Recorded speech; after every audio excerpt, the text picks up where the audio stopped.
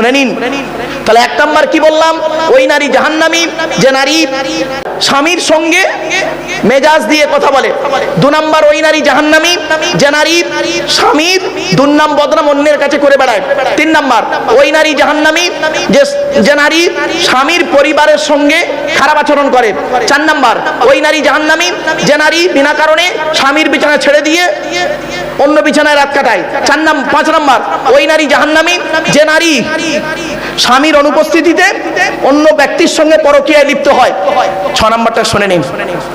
ওই নারী জাহান্নামী যে নারী তার স্বামীকে বলে আমার মতো মেয়ে বলে তোমার সংসারটা বেঁচে গেছে, নইলে তুমি শেষ হয়ে যেতে।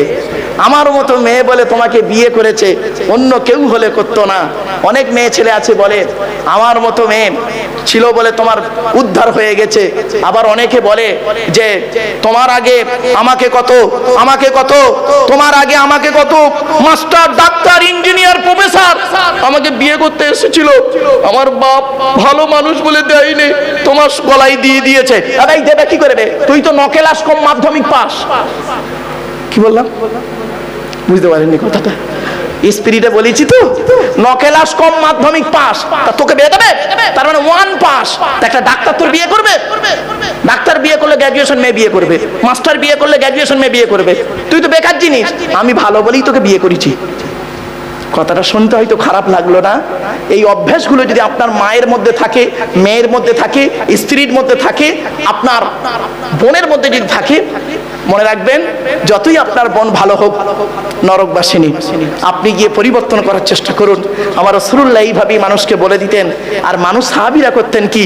বাড়ি থেকে এগুলো পরিবর্তন করে দিতেন। এটাই হলো ইসলামের আদর্শ ভাব। চলো, অনেক মেয়ে ছেলে আছে দেখবেন স্বামীকে খুব ভক্তি শ্রদ্ধা করে, আর স্বামীর বাম্মাত দেখতে পারে না। ঠিক না বেঠিক? বাস্তব কথা বলে যাচ্ছি, শুনে নিন। এরপরে বলা হয়েছে ওই নারী জাহান্নামী যে নারী স্বামীর অনুপস্থিতিতে নিজের সতীত্বটাকে পরকীয়ায় লিপ্ত হয়ে যায়। ভাষাটা নিশ্চয়ই বুঝতে পেরেছেন। আর ডিসকাস করলাম না, বাচ্চা ছেলে আছে, সব ডিসকাস করা ঠিক নয়। এরপরে আসছি ওই নারী জাহান্নামী যে নারী বিনা কারণে স্বামীর বিছানা ছেড়ে দিয়ে অন্য বিছানায় রাত কাটায়। অনেক মেয়ে, এই শ্রেণীর মেয়ে ছেলে কারা জানেন? যাদের বয়স বর্তমানে 55 থেকে 60-এর কাছাকাছি। এই শ্রেণীর মহিলারা কি করে দেখবেন, স্বামীর বয়স হলো 65 আর বুড়ির বয়স হলো 60। বুড়ি আর বুড়োর কাছে ঘুমায় না, সে বুড়ো মরছে কি খাচ্ছে কি ঘুমাচ্ছে, হার্টের রুগী, সুগারের রুগী, প্রেসারের রুগী, এসবের কোনো দেখার কোনো নাম নেই। হ্যাঁ, বুড়ি করছে কি? খাটে ঘুমায়, নাতিকে নিয়ে তাহাজ্জুদের নামাজ পড়ে। তো তাহাজ্জুদের নামাজ আল্লাহ কবুল করবে না বলে গেল। বাস্তবটাই বলছি বাবা। এই ওয়াজটা আমি করেছি জানেন মুর্শিদাবাদে। যেই এই ওয়াজটা করেছি, পাশাপাশি দুটো বুড়ো বসেছিল, একটার বয়স 65 আর একটার বয়স 80। তো 80 বছরের বুড়োটা দাঁত টাত সব পড়ে গেছে, 80 বছরের বুড়োটা তাকবীর দিচ্ছে, নাওবাই তাকবীর আল্লাহু আকবার, নাওবাই তাকবীর আল্লাহু আকবার। তখন পাশের বুড়োটা বলছে, ভাই তুই চেল্লাচ্ছিস কেন? চুম্মান না দেই, কি বলছে শোন না। বলে দাঁত, আজ 20 বছর হলো বুড়ি আমার কাছে ঘুমায়নি। কি অবস্থা, খুব পেরেশান বাবা। এরপরে আসছি কনিতাতিন তাইবাতিন, তওবাকারী মেয়ে কিনা খবর নেবে। 4 নাম্বার হলো, 5 নাম্বার হলো আবিদাতিন, ইবাদতকারী মেয়ে কিনা খবর নেবেন। মেয়েটা 5 ওয়াক্ত নামাজ পড়ে কিনা খবর নেবেন। আর 6 নাম্বার হলো সাইহাতিন, রোজাদার মেয়ে কিনা খবর নেবেন। এই 6টা গুণ যে মেয়ের মধ্যে থাকবে, ওই মেয়েকে যদি বৌমা করেন, আশা করা যায় দুনিয়াতে শান্তি সম্মান পাবেন, আখিরাতে জান্নাত পাবেন। মনে রাখবেন, ভালো মিস্ত্রি আর ভালো স্ত্রী, কি বললাম? ভালো মিস্ত্রি আর ভালো স্ত্রী দুটো কি করে জানেন? দুটোই উপকার। একজন ঘর বানায় আর একজন ঘর তৈরি করে। কিছু বুঝতে পারছেন না? সংসারটা একজন ঘর বানায়, একজন সংসার বানায়, ঠিক না বেঠিক? এজন্য বাবা, ভালো স্ত্রী সাদা চামড়া দেখলেই যে ভালো হবে এমন কোনো গ্যারান্টি নেই। আর কালো চামড়ার মেয়ে বলে যে একেবারে নিকৃষ্ট, এটা কোনোদিন ভেবো না। আল্লাহ রাসূল বলেছেন, কোনো পুরুষ যদি কোনো নারীকে অর্থের লোভে বিয়ে করে, আল্লাহ পাক তার অর্থটা নেই করে দেবে, ও টাকা বেশি দিন থাকে না। কোনো পুরুষ যদি কোনো নারীকে রূপের লোভে বিয়ে করে, আল্লাহ পাক তার রূপটাও বেশি দিন রাখবে না, ঠিক না বেঠিক? রাসূল বললেন, বুদ্ধিমান পুরুষ হলো সেই যে নাকি আল্লাহকে খুশি করার জন্য, নবীর সুন্নতকে আদায় করার জন্য নিঃস্বার্থভাবে একটা মেয়েকে বিয়ে করবে, সুখের দিনে সুখটা ভোগ করবে, দুঃখের দিনে দুঃখটা সহ্য করে আল্লাহর ইবাদত করে পৃথিবীর জমিন থেকে চলে যাবে। ওটাই হবে ওদের জন্য জান্নাত। চলে বলুন। এবার আসছি বক্তব্য শেষের দিকে নিয়ে আসবো বাবা। দেখতে দেখতে প্রায় 3 ঘন্টার কাছে করে ফেলেছি, আর কয়েক মিনিট হয়ে গেলেই 3 ঘন্টা হয়ে যাবে। চলুন, এই পৃথিবী শুরু হয়েছে একদিন, এই পৃথিবী ধ্বংস হবে একদিন। তার আগে একটা কথা বলে দিই, আল্লাহর পরিচয় দিয়েছি, নবীদের পরিচয় দিয়েছি, আমাদের পরিচয় হলো মাত্র দুটো। মনে পড়ছে কি কি? আল্লাহ নিজেই বলেছেন সূরা তাগাবুন আয়াত নাম্বার 9, আল্লাহ বলছেন, ওমাই ইউমিন বিল্লাহ, যে ব্যক্তি 100% আল্লাহকে বিশ্বাস করবে আর ওয়ায়ামাল সলিহা, পৃথিবীতে যতদিন বাঁচবে ভালো ভালো কাজগুলো করে যাবে, মানুষের উপকার করতে না পারলে ক্ষতি করতে যাবেন না। আল্লাহ বলছেন, মানে আমিলা সালিহাম মিন যাকারিন আও উনসা ওয়া হুয়া মুমিন ফালানুহইয়ান্নাহু হায়াতান তাইয়্যিবা। 14 নম্বর পারা 17 নম্বর পৃষ্ঠার 8 নম্বর লাইন, সূরার নাম সূরা নাহল। কোরআন জানিয়ে দিয়েছে, যে ব্যক্তি 100% আল্লাহকে বিশ্বাস করবে আর ভালো ভালো কাজগুলো করবে, সে বেটা ছেলে হোক আর মেয়ে ছেলে হোক, ওয়া হুয়া মুমিন, সে হলো মুমিন, ফালানুহইয়ান্নাহু হায়াতান তাইয়্যিবা, পৃথিবীতে আমি আল্লাহ তাকে শান্তি সম্মানের সহিত জীবন যাপন করাবো। জোরে বলুন সুবহানাল্লাহ। এটা হলো ইহকাল। পরকালে কি দেবে? কোরআন জানিয়ে দিচ্ছে, ইন্নাল্লাযীনা আমানু ওয়া আমিলুস সলিহাত কানাত লাহুম জান্নাতুল ফিরদাউসি নুজুলা। 16 নম্বর পারা 3 নম্বর পৃষ্ঠার 12 নম্বর লাইন, সূরার নাম সূরা কাহফ। কোরআন জানিয়ে দিয়েছে, যে ব্যক্তি 100% আল্লাহকে বিশ্বাস করবে আর পৃথিবীতে ভালো ভালো কাজগুলো করবে, তাদের ঠিকানা হলো জান্নাতুল ফিরদাউস। জোরে বলুন। এই পৃথিবী শুরু হয়েছে একদিন, এই পৃথিবী ধ্বংস হবে একদিন, ঠিক না বেঠিক? পৃথিবী ধ্বংসের কয়েক কোটা লক্ষণ আপনাদেরকে বলছি, আর বাস্তবের সঙ্গে মিলিয়ে একটু দেখে নিন, রাগ করবেন না। 1 নম্বর, নবীজি বললেন, পৃথিবী ধ্বংসের লক্ষণ হলো বিদ্যা সমাজ থেকে উঠে চলে যাবে। আজ মাধ্যমিক, উচ্চ মাধ্যমিক, বিএ পাস, এমএ পাস, আলেম, হাফেজ, মাস্টার, ডাক্তার, ইঞ্জিনিয়ার, প্রফেসর বেড়ে গেল, বুড়ো বুড়ি বাম্মার অনেকে ভাতও দেয় না, খবরও দেয় না। এজন্য আমি বলি গো বাপ, what is the definition of education? ওই এডুকেশন শব্দটার মধ্যে লুকায়িত। চলুন, E D U C A T I O N, এক একটা লেটারের এক একটা গুণাগুণ আছে, তবেই তাকে এডুকেশন বা শিক্ষা বলে। ই থেকে ইগার্ডি, ডি থেকে ডেভেলপমেন্ট, ইউ থেকে ইউনিভার্সাল, সি থেকে ক্যাপাবিলিটি, এ থেকে অ্যাক্টিভ, টি থেকে টলারেন্স, আই থেকে ইন্টেলিজেন্ট, ও থেকে ওবিডিয়েন্স, এন থেকে ন্যাচারাল। এতগুলো গুণে গুণান্বিত বস্তুকে বলা হয় এডুকেশন বা শিক্ষা। যাকে তাকে শিক্ষা বলে না। শিক্ষাটা নেবে কে? যে নেবে তাকে বলা হয় স্টুডেন্ট। হুই স্টুডেন্ট, কে স্টুডেন্ট? কে স্টুডেন্ট?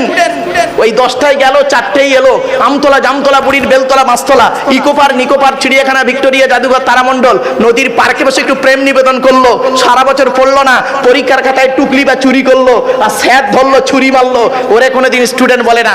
স্টুডেন্ট শব্দটার মধ্যে লুকায়িত S T U D E N T, এক একটা লেটারের এক একটা গুণাগুণ আছে, তবেই তাকে স্টুডেন্ট বলে। এস থেকে স্টাডি, টি থেকে ট্রুথফুল।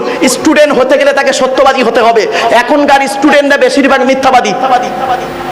এখনকার স্টুডেন্টরা বেশিরভাগ মিথ্যাবাদী। এরকম দেখবেন, শুনে নিন, এখন পড়াশোনা কোথায় হয় শুনবেন?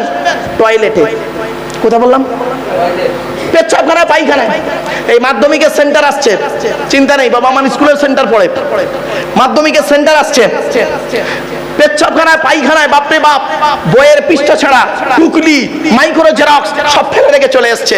যে ছেলেটা টুকলি করলো সেও মাধ্যমিক পাস করলো, সে ফার্স্ট ডিভিশনে, ব্যাস ফার্স্ট ডিভিশনে পাস করে 20 বছর পরে স্টেজে এসে লেকচার দিচ্ছে মাইক ধরে, আর তার লেকচার শুনে মানুষ হেদায়েত হবে, এই আশা করাটা কেমন জানেন?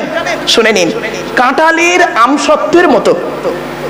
আপনারা খেয়েছেন কাঁঠালের আমসত্ত্ব? খেয়েছেন? হয় না, তা খাবেন কি? আরে হয় কাঁঠাল সত্য, নয় আম সত্য হয়। কাঁঠালের আম সত্য, ভাষাটা বুঝতে পারলেন না? চলুন আগিয়ে যাই। কলকাতার মানুষ একটু চালাক, এজন্য একটু বিভিন্ন মিক্স করে কথা বলছি। চলুন বাপেরা, এস থেকে স্টাডি, টি থেকে ট্রুথফুল, ইউ থেকে ইউনিটি বান কমন, ডি থেকে ডেমোক্রেসি, ই থেকে এফিসিয়েন্ট, এন থেকে নোবেল, টি থেকে টিপটপ।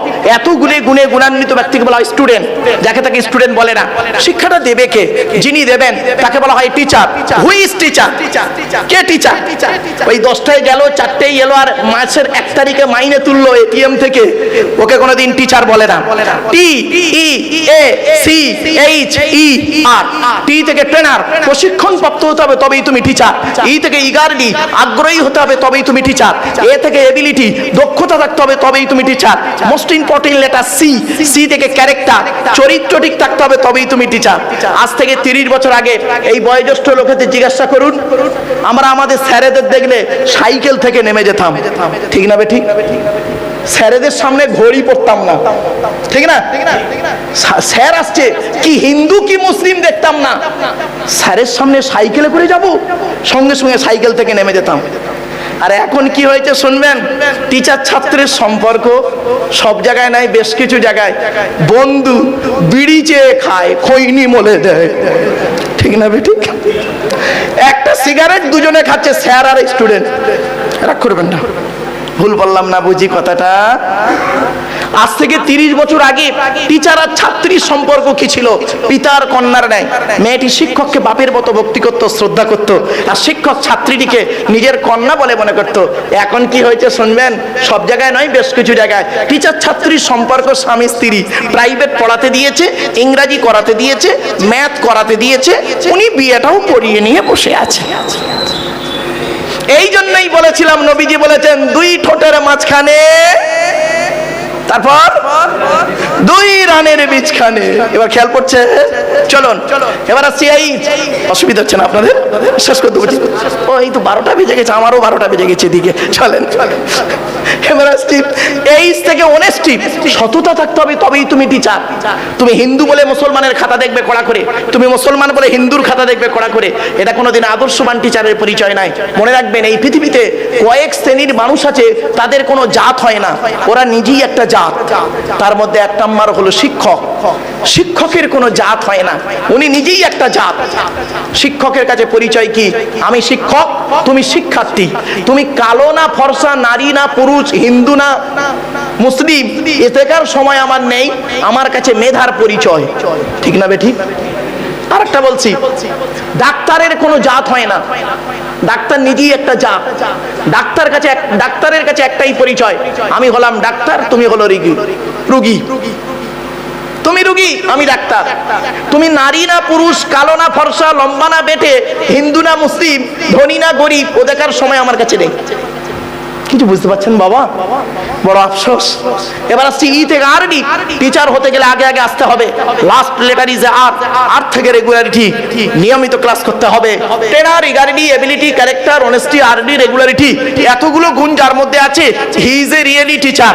তিনি হলেন সত্যিকারের একজন টিচার। আচ্ছা, আমি মসজিদে বসে বসে আপনাদের এই রাত 12টার সময় 3 ঘন্টা ওয়াজ করার সময় এই কথাগুলো কেন বলছি?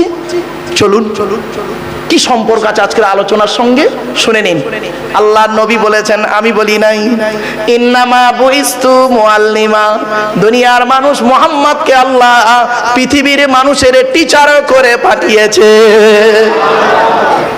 আচ্ছা, আপনাদের এই কলকাতাতে এমন কোন টিচারকে দেখেছেন? বলুন তো দেখি, এমন কোন টিচারকে দেখেছেন? এমন কোন প্রফেসরকে দেখেছেন? এমন কোন লেকচারারকে দেখেছেন যিনি 60 বছর বয়স পর্যন্ত চাকরি করেছেন? তাকে যদি জিজ্ঞাসা করা হয়, স্যার আপনি 60 বছর বয়স পর্যন্ত এই কলেজে অথবা ইউনিভার্সিটিতে লেকচার দিলেন, 60 বছর বয়স পর্যন্ত, আপনি দয়া করে একটু সত্য কথা বলবেন, আপনার এই 60 বছর শিক্ষকতার জীবনে যত ছাত্র ছাত্রী আপনি পড়িয়েছেন, প্রত্যেকটা ছাত্র ছাত্রী 100% পারফেক্ট? তিনি বলতে পারবেন? কোন টিচার আছেন বলতে পারবেন? বলতে পারবেন না। তবে এতটুকু তিনি বলতে পারবেন যে আমার জ্ঞানমতে যত স্টুডেন্ট পড়িয়েছি 99% ভালো, 2-1টা চোর ডাকাত গুন্ডা বদমাইশ হলে হতে পারে, ঠিক না? ঠিক 100% পারফেক্ট তিনি বলতে পারবেন না।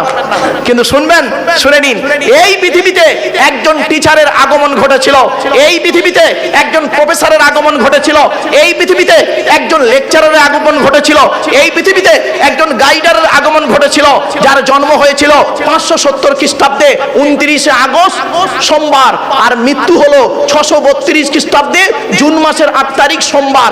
এই 63 বছরের জীবনে তিনি কোনোদিন মিথ্যা কথা বলেননি। আর এমনকি তিনি যত ছাত্রছাত্রী তৈরি করেছেন, ছাত্রদের নাম হলো সাহাবী আর ছাত্রীদের নাম হলো সাহাবিয়া।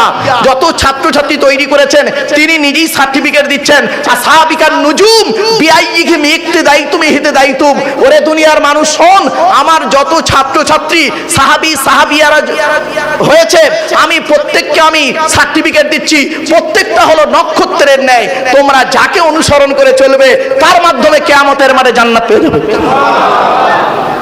আবু বকরকে অনুসরণ করো, জান্নাত পাবে। ওমরকে অনুসরণ করো, ওমরের নীতিকে অনুসরণ করো, জান্নাত পাবে। উসমানের নীতিকে অনুসরণ করো, জান্নাত পাবে। বেলালের নীতিকে অনুসরণ করো, জান্নাত পাবে। আব্দুল্লাহ ইবনে মাসউদের নীতিকে অনুসরণ করো, জান্নাত পাবে। আলীর আদর্শকে অনুসরণ করো, জান্নাত পাবে। ভাবতে পেরেছেন? আজ সেই টিচারকে নিয়ে সারা পৃথিবী গবেষণা করছে। 100 জন বিশ্বের মনীষীর 100 মনীষীর জীবনে লিখেছিলেন যিনি। বইটির নাম হলো দি 100। বইটার নাম হলো দি 100। লেখকের নাম হলো মাইকেল এইচ হার্ট। বইটা হলো ইংলিশে, তো আপনারা বাংলায় বের হয়ে গেছে, পড়বেন। 100 জন মনীষীর জীবনী। উনি একজন খ্রিস্টান। তো বইয়ের প্রথমে যার নাম দিয়ে শুরু করেছেন তিনি হলেন মুহাম্মদ সাল্লাল্লাহু আলাইহি সাল্লাম। জোরে বলেন সুবহানাল্লাহ। এ অনেক বড় আলোচনা বাবা, এতক্ষণ নাই বাবা, অনেক বকে ফেলেছি। আজকে আবার আমার কি বলবো, আজকে আমার জামাই বাবু ইন্তেকাল করেছেন।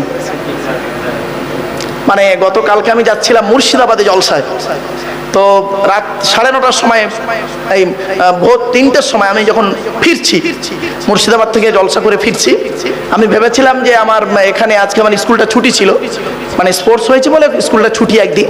তো আমি ভেবেছিলাম যে আমার এক বন্ধুর বাড়ি আছে কাছাকাছি, ওর বাড়িতে থাকবো, থেকে এখানে জলসা করে আবার আমি আজকে রাতে বাড়ি যাব। কিন্তু এমন অঘটন ঘটলো, রাত 3টের সময় একটা ফোন এলো, আমার ফুফুতো ভাই ফোন করলো যে আব্বা মারা গেছে। তো আমি করলাম কি, বললাম আপনাকে জানাজা পড়াতেই হবে। তা আমি বাবা গেলাম, গিয়ে জানাজা পড়িয়ে মাটি দিয়ে তারপরে আবার এখানে আসা। বাপেরা, এ কথাটা আমি প্রথমেই বলতে পারতাম, তাই না? অনেকের ধারণা হতো কি জানেন, ওইটাকে ইস্যু করে উনি 3 ঘন্টার ওয়াজ 1.5 ঘন্টায় করার চিন্তা ভাবনা নেবে না বাবা, এজন্য নয়। শেষেই আপনাদের কথাটি বললাম, এই পৃথিবী ছেড়ে যেতে হবে সকলকে। মনে রাখবেন, এই পৃথিবী শুরু হয়েছে আমাদের, এ জীবন শুরু হয়েছে 150 টাকায়, এ জীবন শেষ হবে 1500 টাকায়। আজকে আমি ওই জানাজার মাঠে বলছিলাম, জানাজার মাঠেই বলছিলাম, প্রচুর লোক ছিল, শিক্ষিত মানুষ ছিলেন। তা আমি বললাম এ জীবন শুরু হয়েছে 150 টাকায়, এ জীবন শেষ হবে 1500 টাকায়। এ কথাটা আমি কোথায় বলেছিলাম জানেন? আমার এক বন্ধু কলেজের প্রফেসর, তো ও আমার ওয়াজ শুনবে আমার সামনে বসে। তা একটা প্রফেসর লোক চটে বসে ওয়াজ শুনছে, খারাপ লাগছে আমাকে। তা আমি ওকে এতবার করে ডাকছি স্টেজে, ও আসছে না।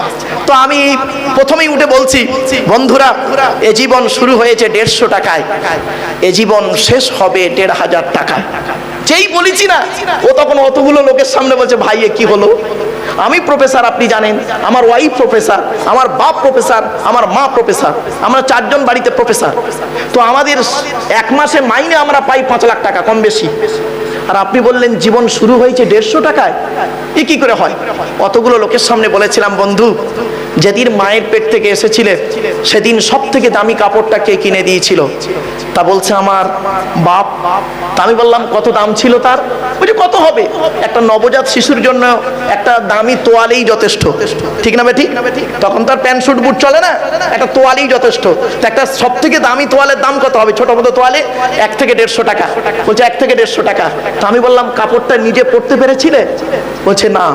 আমার আল্লাহ বলছে, এই জীবনের প্রথম কাপড়, তার দাম 150 টাকা, তুই নিজে পরতে পারলি না, অন্যেই তোকে পরিয়ে দিল। আর জীবনের শেষ কাপড়, তার নাম কাফন, কাফন, তার দাম 1500 টাকা, তুই নিজে পরতে পারবি না, অন্যেই তোকে পরিয়ে দেবে। কি দাঁড়ালো?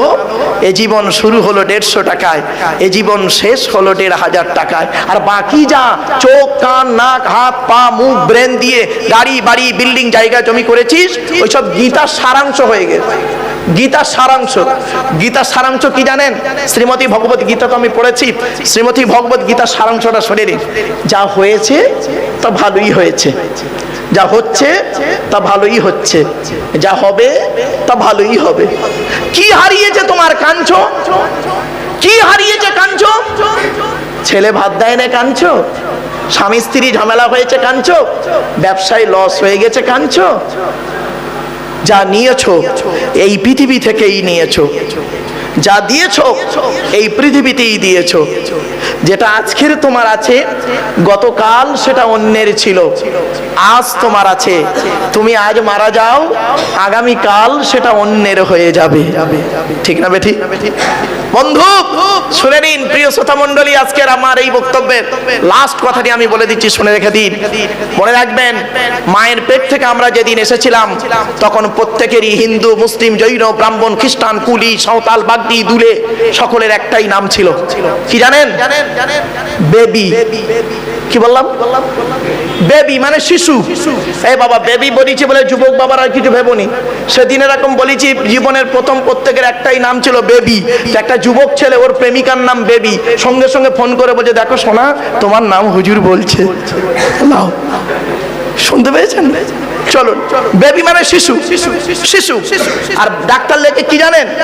মায়ের নাম লেখে, বাচ্চার মায়ের নাম লেখে, আর উপরে লেখে বেবি, বলে ব্র্যাকেট দিয়ে লিখে দেয় এম অথবা এফ, মেল ফিমেল। তাহলে আমরা মায়ের পেট থেকে যখন প্রত্যেকে এলাম, প্রত্যেকের একটাই নাম ছিল শিশু। আর যেদিন আমরা মারা যাব, হিন্দু, মুসলিম, নারী, পুরুষ, সেদিন প্রত্যেকের একটাই নাম হবে। কি নাম বলুন তো? লাশ। কি বললাম? জোরে বলুন। আগে চলে গেছে বাঁশ। এই মাটি দেওয়ার আগে কি যায়? বাঁশ রেডি আছে।